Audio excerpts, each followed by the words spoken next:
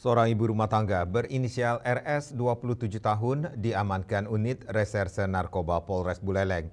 Ia diduga terlibat dalam bisnis narkoba yang dilaksanakan oleh suaminya berinisial IM.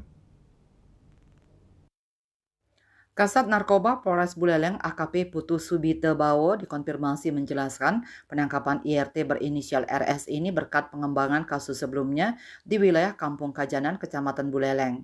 Di sini dari keterangan tersangka MH, polisi kemudian melakukan pengembangan ke wilayah Pegayaman, rumah milik IM yang diduga sebagai penyuplai barang dari MH. Atas informasi itu, tim Goak Poleng pun melakukan pengintaian dan penggerebekan rumah pelaku IM yang terletak di Banjardinas Timur Jalan Desa Pegayaman, Kecamatan Sukasado. Namun gerak-gerik petugas nampaknya diketahui oleh pelaku IM. Pelaku bersama dua temannya pun melarikan diri. Dari hasil interogasi, RS pun mengakui kegiatan yang dilakukan oleh suaminya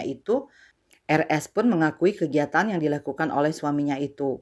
Bahkan dari barang bukti yang dikumpulkan, uang senilai 4,6 juta rupiah yang diduga hasil penjualan narkoba itu dibawa oleh RS. Subita pun tak menampik jika usaha jual beli narkoba jenis sabu ini sudah dilakukan tersangka IM sejak setahun belakangan ini.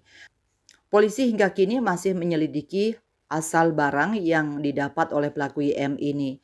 Kini IM masuk DPO kasus narkoba dan belum diketahui keberadaannya.